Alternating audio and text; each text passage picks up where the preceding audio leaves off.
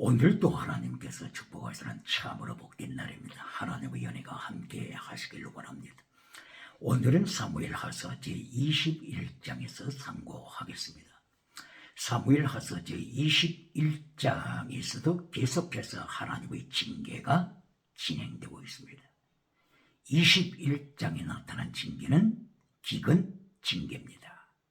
흉년, 3년 동안 연속적으로 쉬지 않고 기근이 발생했습니다.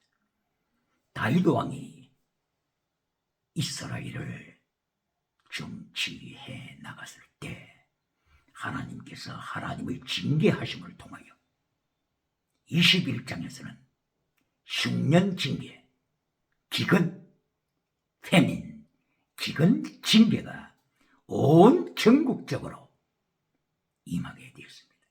1년도 아니고 2년도 아니고 3년 동안 연속적으로 다윗이 왕으로서 통치할 때에 흉년이 들어닥쳤습니다. 그리고 이 흉년이 언제 끝날지 모릅니다. 내년에 끝날지, 그렇지 않으면 연속적으로 계속하여 기근으로 인하여 백성들이 아사하게 될지 위기 상황이었습니다.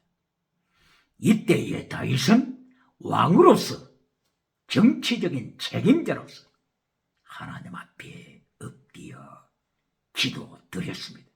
하나님이여, 어찌하여 1년도 아니고 2년도 아니고 연속적으로 3년 동안 흉년으로 인하여서 우리 백성이 위기에 몰리게 하십니까? 응답하소서. 그 원인을 가르쳐 주시옵소서. 이때에 하나님께서는 다윗에게 기근 흉년의 원인을 말씀하셨습니다. 바로 이것은 죄값이다. 사울 가문의 죄값이다. 사울은 과거에 왕이었죠. 사울 왕이 길보아 산에서 전쟁터에서 자살로 끝났죠. 바로 이 사울이 살아있었을 때, 사울이 정치했을 때, 그때의 기브온 종족을 학살시켰던 바로 그 죄값이라고 하나님께서 다윗에게 말씀하셨습니다. 기브온 종족을 학살하다.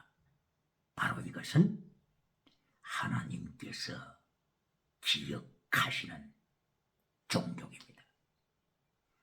여호수아 군대가 가나안 땅을 점령해 나가게 됐을 때에 히위 족속, 바로 이 기브온 땅에 살고 있는 히위 족속이 여호수아에게 찾아와서 서로가 언약을 체결했습니다. 카라트 베리트, 카라트는 피혈림이 있는 곳이죠. 피가 흐르는 베리트, 언약을 체결했습니다.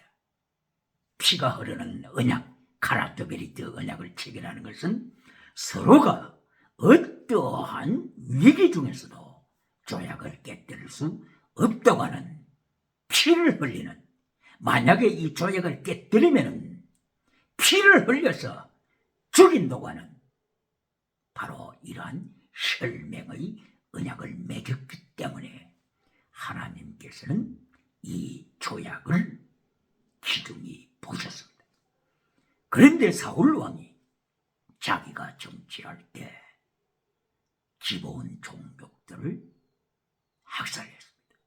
바로 이것은 하나님 앞에서 언약을 맺은 카라트 베리트라고 하는 피의 언약을, 하나님 앞에 맺은 이 언약을 사울 왕이 가볍게 여겼으므로 하나님의 말씀을 파괴시킨 것과 같은 것이었습니다. 하나님께서 다윗에게 사울의 피값이라고 하는 것을 가르쳐 주셨기 때문에 기브온 종족을 불러서 다윗 왕은 해결책을 강구해 갔습니다.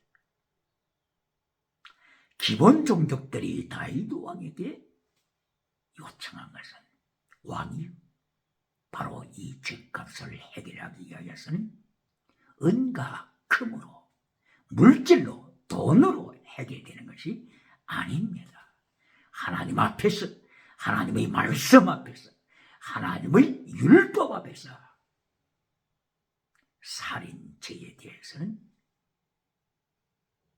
핏값이 집행되어야 합니다. 이러면서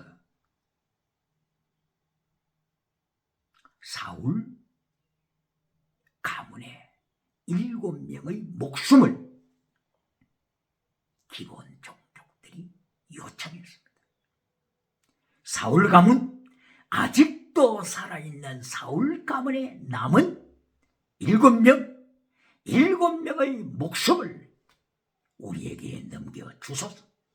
그러면은 우리의 고장 기브온 땅에서 7명을 사형시켜서 목매어 달겠습니다. 다윗은 허락했습니다. 다윗은 기브온 종족들에게 하나님 이름으로 허락하고 사울 가문에 살아남아있는 후손들을 확인케 했습니다. 사울 가문이 이렇게 하나님의 징계로 말미암아 심판으로 말미암아 씨가 말려가는 상황을 성경은 폭로하고 있습니다. 사울의 딸 중에서 메랍이라고 하는 딸이 있습니다. 미갈이라고 하는 딸이 있습니다. 사울의 딸 미갈은 자식이 없었죠. 사울의 딸 미갈이 다윗의 아내로서 다윗이 하나님의 법궤를 옮길 때 법궤 앞에서 너무나도 기뻐서 춤추며 찬양하는 것을 미갈이 내다보고서 그것을 보고 업신여기고 조롱했지. 바로 그 뒤부터 사울의 딸 미갈에게서는 미갈이 죽을 때까지 자식이 없으리라고 하는 하나님의 말씀이 기록되었습니다. 그리고 다른 딸 메랍에게서 자식을 찾아보니까 사울의 후손 자식을 찾아보니까 메랍의 가정에 5명의 사울의 손자들이 있었습니다. 5명 씨가 말라가는 바로 사울 가문의 5명 목숨을 찾았습니다. 그러나 아직도 2명이 필요합니다. 2명을 어디서 찾을까요? 씨가 말라가는 사울의 가문. 여기에서 찾다가 발견한 사울의 후손, 사울의 아들 중에 머비보셋이라고 하는 아들이 있습니다. 그리고 다른 한 아들을 또한 찾았습니다.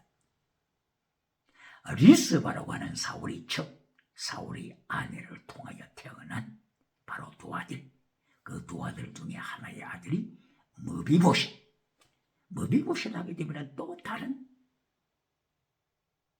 아들을 생각할 수 있지 않습니까? 바로 요나단의 아들 머비보셋.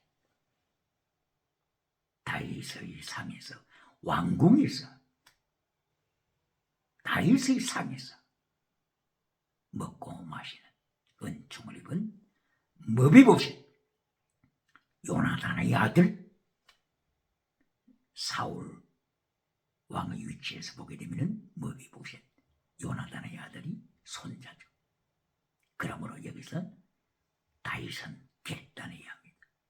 요나단의 아들 머비보셋을 사형장으로 끌고 갈 것인지, 그렇지 않으면 사울의 아들 리스바라고 하는 사울의 처가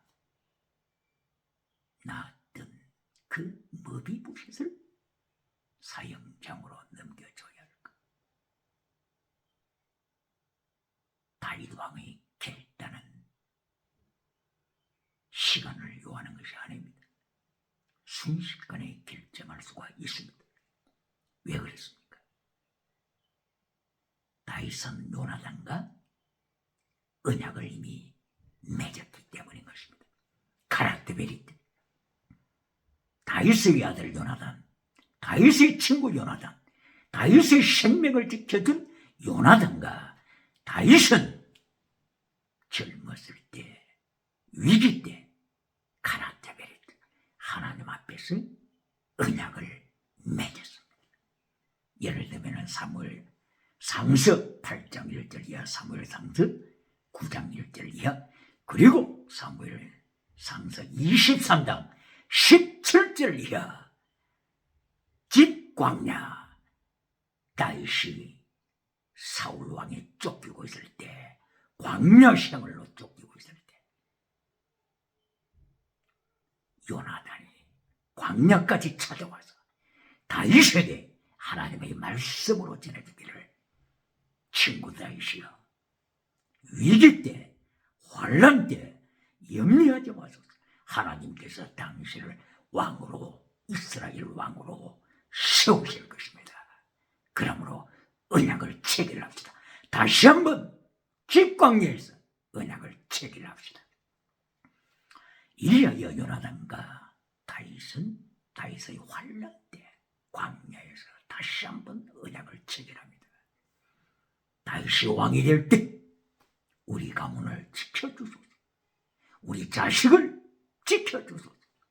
피가 흐르는 언약, 하나님 앞에서 피가 흐르는 언약을 체결했습니다. 요나단은 다윗이 위기를 당할 때마다 그동안 계속 지켜주었죠. 힘을 실어주었죠.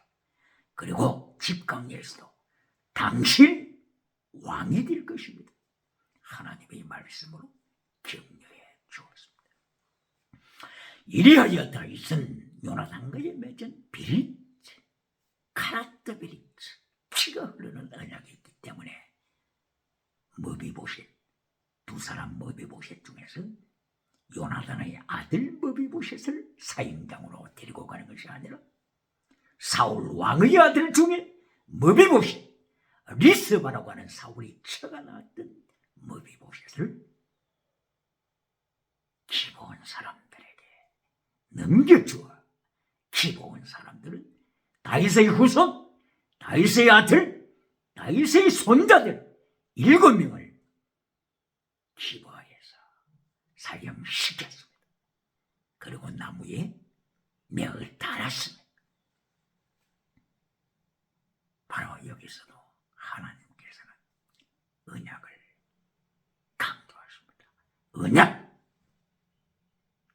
사울이 기브온과 맺은 언약을 파기시킨 그것을 하나님이 책망하신 것입니다.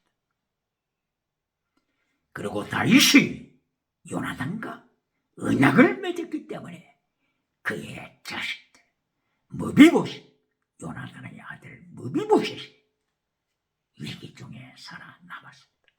하나님과의 언약, 예수님께서 십자가 지시기 직전에 마태복음 26장, 누가복음 22장 등등에서 제자들과 함께 만찬식, 애찬식, 성만찬을 가질 때 잔을 가지시고 이 잔은 나의 피로 세운 새 언약이다. 언약이다. 주님께서 언약을 강조하셨습니다. 천국 가는 권세가 어디부터 나옵니까? 예수님의 피로 맺었던 언약, 바로 예수님과의 하나님의 백성들과의 언약, 피의 언약, 새 언약, 이것으로 인하여 하나님의 자녀들은 천국행이 되는 것입니다. 천국 가는 권세를 갖게 되는 것입니다. 엑수시아 권세를 가집니다. 할렐루야! 이리하여 기브온 종족들이 사울왕의 자식들 7명을 사형시키고 광장에 시체를 내걸고 있었을 때 리스바가 자기 두 자식이 사형당한 그 친절한 모습을 바라보고 사울의 두 아들, 리스바의 두 아들, 두 자식이 처참하게 사형당하여 나무에 걸려있는 그 모습을 바라보고 사울의 아내 리스바는 집으로 돌아갈 수가 없었습니다. 이리하여 시체에 걸려있는 바로 그 현장에 바위에 꿇어 엎드려서 밤낮으로 시체를 지키도록 작정했습니다.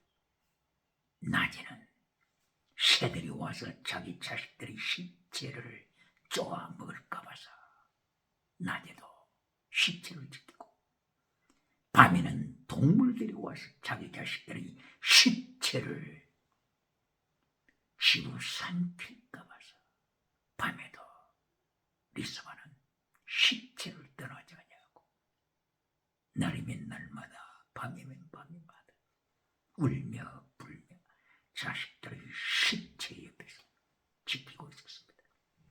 바로 이 사형시키는 이때가 보리비는 때라고 했습니다. 보리비는 때, 보리를 베기 시작한 때, 바로 이때가 사월경으로 계산이 됩니다. 사월경이라면 이스라엘이나 아프리카 잠비아, 여기서는 4월이면 우기철이 끝납니다. 이제 4월 추수가 시작되죠. 우기철은 끝났습니다. 그런데 지금 성경이 사무엘 하서 21장에서 강조하고 있는 것은 우기철이 끝난 4월, 바로 이때부터 리스바가 실체 앞에서 울며 불며 밤을 치면서 자기 사형당한 두 자식의 시체를 지키고 눈물을 쏟고 있을 때, 우기철이 아님에도 불구하고 성경에는 하늘에서부터 단비가 시체에 내리더라고 말씀을 했습니다. 단비가 내리더라. 우기철이 되려면 지금으로부터 4월달부터 6개월 이상을 기다려야 우기철이 되는 것입니다. 아프리카 잠비아나 이스라엘에 우기철이 되는 바로 그 절기는 10월부터 시작합니다. 그런데 지금 4월달인데 바로 성경이 여기서 강조하고 있는 것은 하늘로부터 단비가 내려서 시체에 단비가 적셔지고 땅 위에 단비가 임하더라고 말씀함으로써 3년 동안의 기근, 3년 동안의 연속적인 흉년이 이제는 끝나고 하나님께서 하늘문을 여셔서 단비를 허락하셨다고 하는 기도의 응답, 하나님의 응답을 말씀해 주고 있습니다.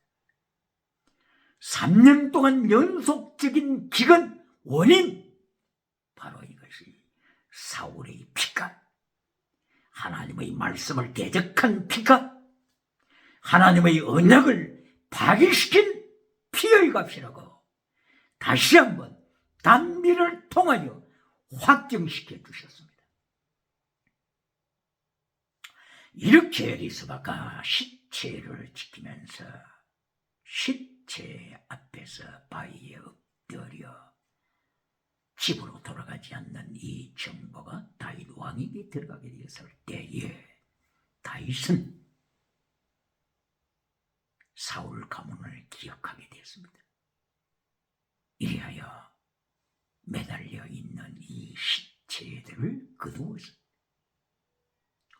사울 왕과 조상들의 묘지, 예를 들면 사울의 부친 기스의 묘지에 합장시켜주는 것을 다윗이 허락하고 이리하여 드디어 이 시체들, 매장도 되지 못했던 이 시체들을 거두어서 베냐민 지파 사울 가문의 기스의 조상들의 묘지 여기에 안치했다고 하는 말씀으로 이어지고 있습니다.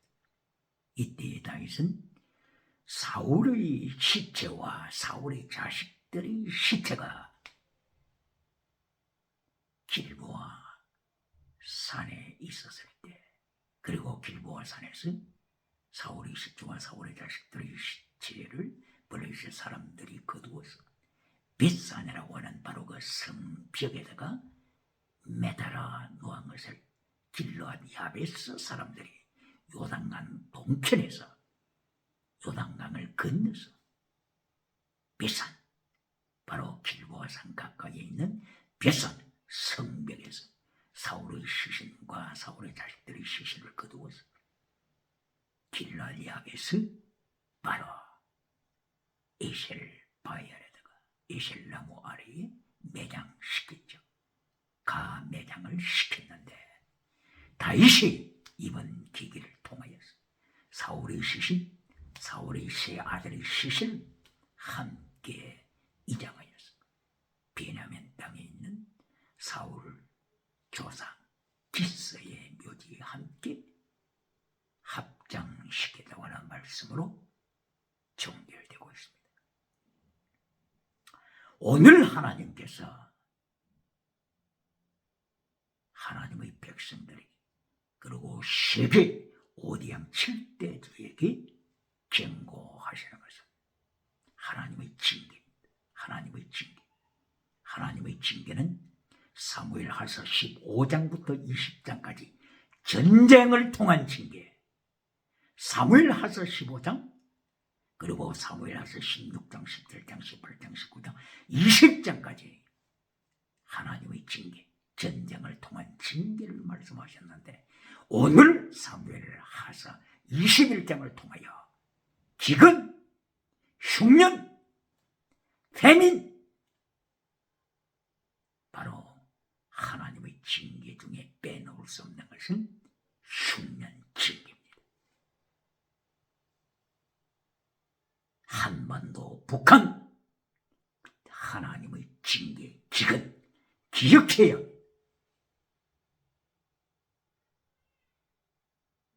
그리고 다른 하나의 징계는 전염병 징계입니다. 전염병 징계. 바로 전염병 징계에 대하여서 사무엘상서 6장을 통하여서 하나님께서 전염병을 통한 세계 통치, 이 징계를 말씀을 하셨습니다. 블레셋 사람들이 하나님의 법궤를 빼앗아서 탈취하여서 자기 나라로 가져갔습니다. 이리하여 아서돗이라고 하는 세계 교통 요지에 있는 아서돗, 바로 자기 그 성 아스돗 성으로 하나님의 거룩한 법궤를 탈취하여 가서 자기들이 섬기는 우상의 집, 다곤이라고 하는 바로 그 우상의 집에다가 하나님의 법궤를 안치했죠. 바로 그날 밤에 하나님께서 우상 다곤을 심판하셨죠. 바로 법궤 앞에 서 있는 우상 다곤을 하나님께서 심판하시니까 다곤 우상이 하나님의 법궤 앞에 힘없이 쓰러져 부서지고 말았습니다. 그 뒷날 아침에 블레셋 사람들이 다곤 신전에 와서 자기들의 신상이 엎드려져 있는 모습을 보고 놀라서 다시 하나님의 법궤 앞에 세워놨는데, 다시 하나님께서는 그 다음날 밤에는 다곤 신상이 하나님의 법궤 앞에서 깨뜨려지되 목은 목대로 날아가게 하고 손은 손대로 끊어지게 하시고, 그리고 발목은 발목대로 다른 데 뒹굴게 하셨습니다. 머리는 머리대로 잘라지고 두 손 두 손대로 잘라지고 두 발은 두 발대로 하나님의 법궤 가까이에서 나뒹굴고 있었습니다. 두 손 우상, 두 발 우상, 그리고 두 눈 우상, 하나님이 심판하십니다. 두 눈 가지고 지옥 가느니 한 눈 가지고 천국 가는 자가 지혜자다. 두 손 가지고 지옥으로 떨어지는 자보다도 한 손 가지고 천국 가는 자가 지혜자다. 두 발 가지고 지옥에 떨어지는 자보다도 한 발 가지고 천국 가는 자가 낫다고 하시는 하나님의 심판. 두 발, 정치우상, 두 손, 경제우상, 두 눈, 종교우상. 하나님께서는 철저하게 정치, 경제, 종교우상을 심판하실 것을 바로 다본 신상을 심판하심을 통하여 보여주셨습니다. 뿐만 아니라 이때 하나님께서는 전염병을 블레셋 국가에 쏟으셨습니다. 전염병을 하나님께서 블레셋 국가에 쏟아버렸죠. 온 성에, 온 주민들에게 하나님이 전염병을 쏟으시고 전염병으로 심판하셨습니다. 징계하셨습니다. 이때에 블레셋 사람들은 놀라서 하나님의 법궤를 아소도에서 다른 도시로 옮겼습니다. 가드라고 하는 도시로 옮기고, 가드에서는 아스클론이죠. 아스클론, 그리고 에글론 지역이라고 하는 바로 그 다른 도시로 옮겨갔습니다. 하나님의 법궤가 가드에서 에글론으로 옮겨자 에글론 사람들이 놀라서 하늘에 닿을 정도로 저들이 아우성을 치면서 울부짖자 마침내 블레셋 사람들은 기리하기를 하나님의 법궤를 하나님의 나라, 하나님의 백성의 나라 베스메스로 옮겨가도록 결정했습니다. 이리하여 블레셋 사람들은 하나님의 법궤를 하나님의 백성들의 나라 베스메스 땅으로 옮겨가도록 하기 위하여 새 수레를 준비했습니다. 그리고 소를 준비했는데 암소 2마리, 젖나는 암소 2마리를 준비했습니다. 젖나는 암소 2마리라고 하는 것은 새끼들을 가지고 있는 암소 2마리를 준비한 것이죠.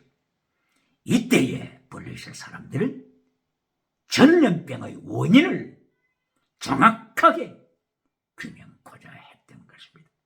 우연이나 그렇지 않으면 하나님의 징계냐, 이 전염병, 이 코로나 바이러스 우연이나 하나님의 징계냐, 블레셋 사람들은 결정해야만 했습니다. 바로 암소 2마리를 통하여서 결정하는 것입니다. 새 수레에 하나님의 법궤를 신었습니다. 그리고 2마리 암소를 새 수레에 연결시켜서 새 수레를 끌어갈 수 있도록 했습니다. 그리고 암소 2마리의 새끼들, 송아지 2마리가 바로 가까이 우리에서, 가까운 데 있는 우리에서 엄마 소를 바라보면서 울부짖고 있습니다. 어미 소들은 자기 새끼 송아지가 울부짖고 있는 것을 다 듣고 있습니다. 바로 이때에 블레셋 사람들은 결정하는 조건을 정하였습니다. 만약에 두 소가 바로 이 에그론이라고 하는 성읍에서 출발할 때 어디를 향하여 가느냐? 지금 이제 새끼들이 우리에서 울고 있는데 새끼들이 있는 곳으로 달려가서 새끼들과 함께 우리에서 평생도록 세상을 즐기면서 살아가느냐? 그렇지 않으면 이 두 소, 어미 소들이 새끼들이 비록 울고 있지만, 새끼들이 비록 보고 싶지만은 우리로 행하여 나가는 것이 아니고 베세메스를 행하여 나가서, 베세메스 여호수아 바로 그 바위 옆에서 죽임을 당하여 번제로 제물되는 자리로 베세메스를 행하여 제물이 되게 하여 베세메스로 갈 것인가, 바로 여기서 결정하기로 했습니다.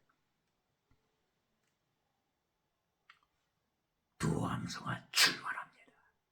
그런데 놀라운 것은 두 함수가 새끼들이 울음소리가 들려오는 우리를 향하여 달려가는 것이 아니라 바로 그 우리가 가까이 있으면서도 불구하고 우리를 행하여서 이 세상에서 새끼들과 편안히 살자고 우리를 행하여 가는 것이 아니라 베세메스를 행하여 제물되게 하여 번제로 제물되게 하여 하나님 앞에 번제로 드려지게 하여 베세메스를 행하여 두 암소는 하나님의 법궤를 수리에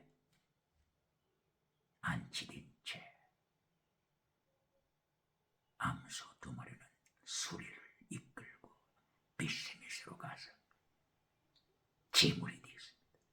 번제로 제물이 되었습니다. 베세메스 여기에는 제사장 성읍이기 때문에 제사장들이 하나님 앞에 제사 드릴 수 있도록 모든 조건이 구비되어 있습니다. 그래서 베세메스를 행하여 모든 것이 준비되도록 블레셋 사람들이 조치를 해놓은 것이었습니다.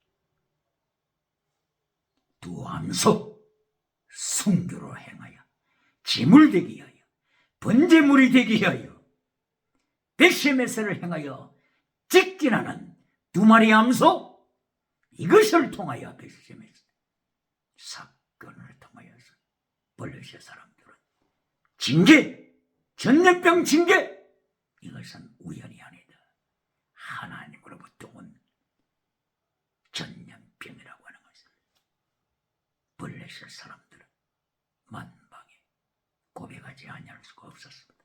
성경에 기록되리만큼 사무엘상서 6장 성경에 전염병에 대하여 기록되리만큼 확인이 된 것입니다.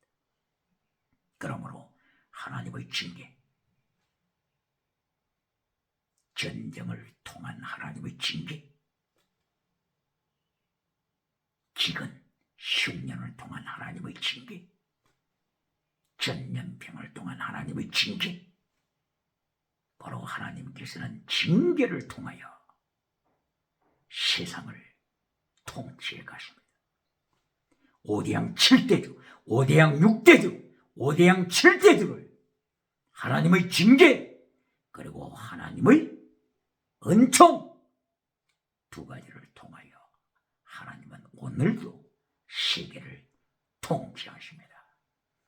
다윗은 이것을 뼈저리게 느꼈기 때문에 다윗은 인생을 체험한 후에 하나님의 이 통치하심을 피부로 체험한 후에 시편 23편을 기록했습니다. 여호와는 나의 목자시니 내게 부족함이 없으리로다. 그가 나를 푸른 저녁에 누우시며 쉴만한 물가로 인도하시리로다. 내 영혼을 소성시키고 자기 이름을 위하여 의의 길로 인도하시리로다. 사망의 엄침한 골짜기로 다닐지라도 해를 두려워하지 아니할 것은 주께서 나와 함께 하심이라. 주의 지팡이와 막대기가 나를 안위하시나이다. 지팡이, 막대기 두 가지입니다. 지팡이는 쉐벳, 징계하는 지팡이입니다. 쉐벳은 징계하는 하나님의 지팡이 쉐벳. 다른 하나의 막대기는 미쉐나는 은총의 막대기입니다. 상처 입은 것을 싸매어 주시는 막대기입니다. 미쉐나, 이거는 에제르, 도움, 하나님의 도우심, 하나님의 방패, 하나님의 보호하심, 헤세드, 하나님의 언약적인 사랑, 이것을 상징하는 미쉐나, 막대기입니다. 셰베트, 징계의 막대기, 미쉐나, 헤세드, 사랑의 막대기. 하나님은 이 두 가지를 통하여 다윗의 인생을 통치하셨습니다. 이래야 다윗은 마침내 이 두 가지를 통하여 하나님을 시편 23편에서 찬양합니다. 내 원수의 목전에서 내게 상을 베풀어 주시는, 음식상을 베풀어 주시는 하나님의 은총 미세나, 내게 기름을 부어주셔서 하나님의 말씀을 실천할 수 있는, 하나님의 언약을 실천할 수 있도록 내게 성령의 기름을 부어주셔서 하나님의 선하심, 하나님의 인자하심, 성령의 열매, 다윗의 삶에서 하나님의 말씀이 결실되도록 성령님의 역사로 다윗의 삶을 통하여서 열매 맺는 삶이 되도록, 선하심의 열매, 그리고 하나님의 인자하심의 열매, 사랑의 열매, 인자 사랑의 열매, 선하심 토브, 인자 헤세드, 헤세드 사랑, 토브 진리, 진리와 사랑, righteousness 의와 진리, 사랑, 바로 이 성령의 열매를 다윗은 시편 23편에서 고백합니다. 어떻게 해야 이런 성령의 열매가 맺습니까? 두 가지.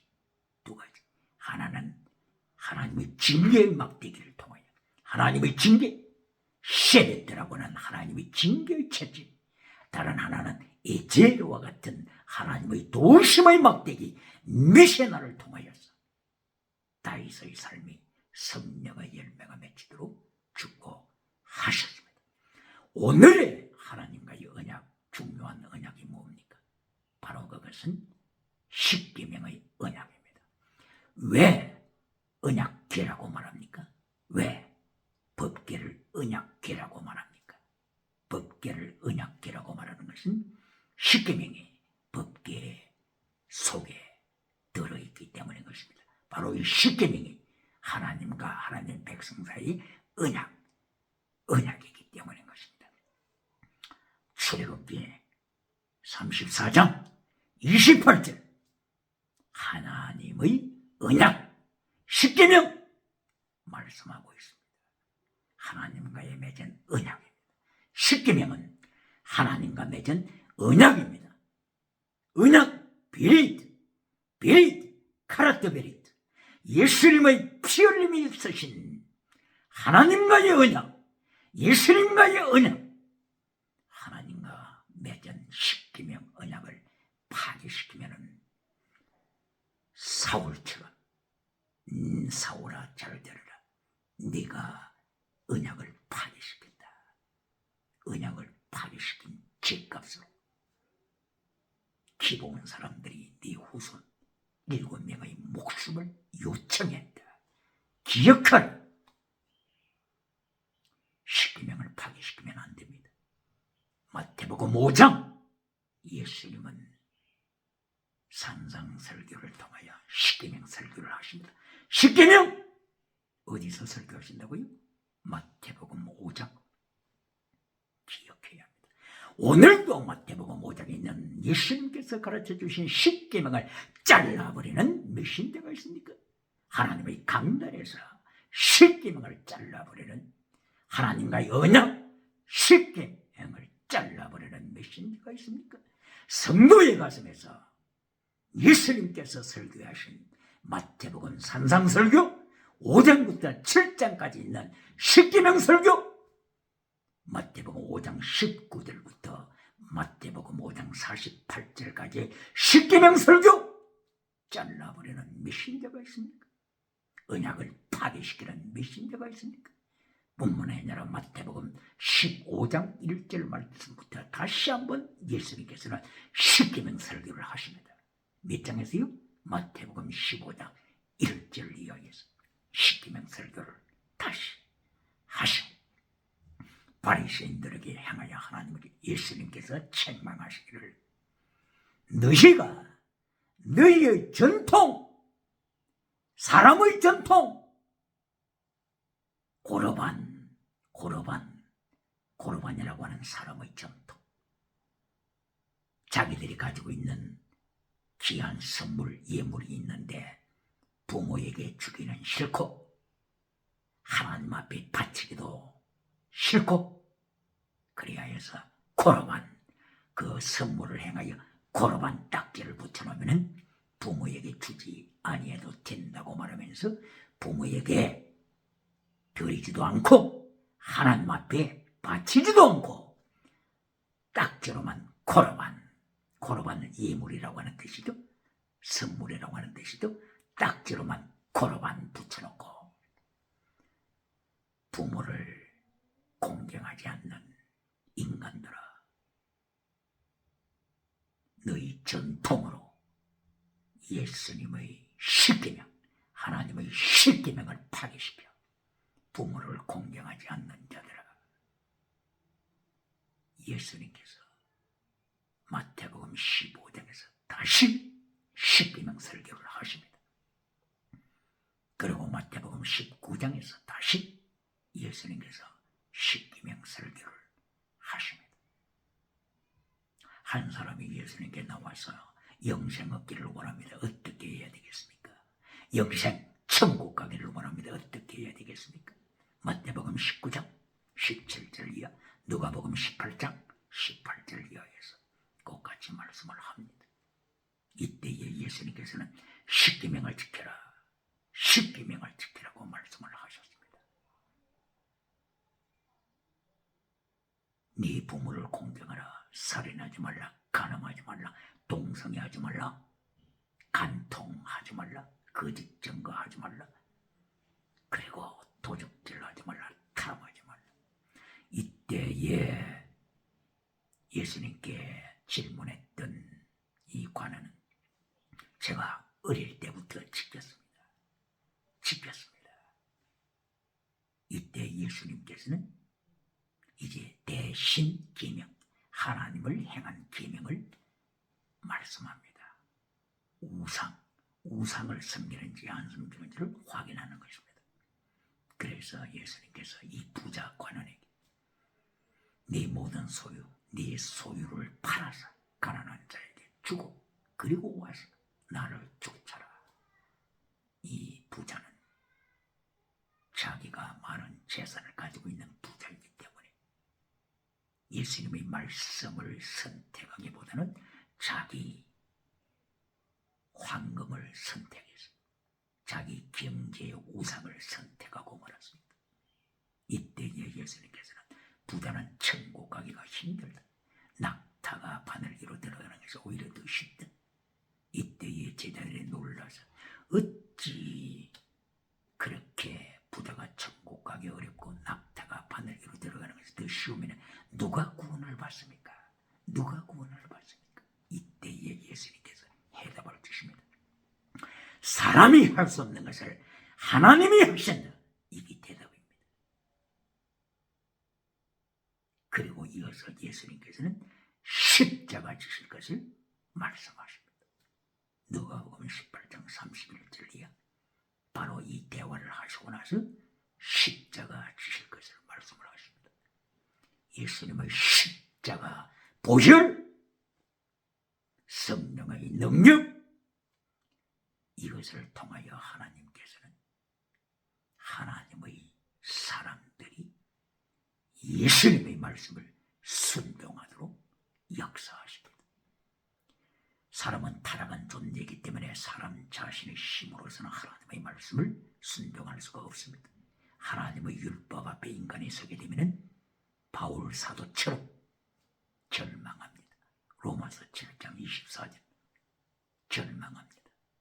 그러나 바울 사도가 로마서 8장 1절에서 예수님 안에서, 성령님 안에서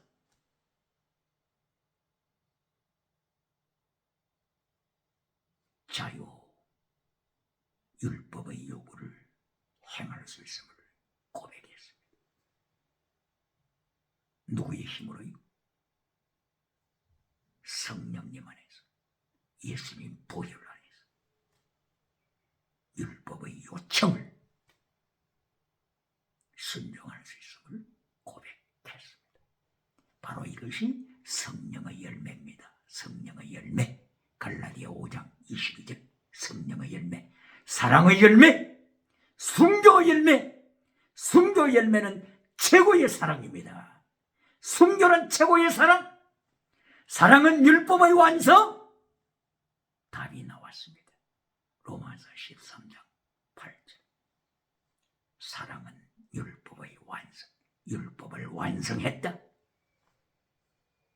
순교는 최고의 사랑. 그러므로 순교신앙, 마태복음 16장 24절. 예수님께서 순교신앙 강조하셨습니다. 나를 따라오리거든 네 목숨을 바쳐. 순교신앙입니다. 네 십자가 지고 나를 따르는 순교신앙입니다. 기억해야 합니다. 순교 최고의 사랑입니다. 사랑 율법의 완성입니다. 할렐루야. 율법의 완성, 율법을 이루었다. 할렐루야. 그러므로 오늘도 예수님께서 마태복음 5장 10계명을 명령하십니다. 마태복음 15장 1절 이하에서 10계명을 강조하십니다. 마태복음 19장 17절 이하에서 10계명 강조하십니다. 인간의 힘으로, 지식의 힘으로, 돈의 힘으로, 황금의 힘으로, 세상 지나가는 은사의 힘으로서는 예수님의 명령을 순종할 수 없습니다. 어떻게 순종할 수 있다고요? 오직 성령의 열매로. 갈라디아 5장 22절. 순교신앙. 순교는 최고의 사랑, 사랑은 율법의 완성. 기억해요.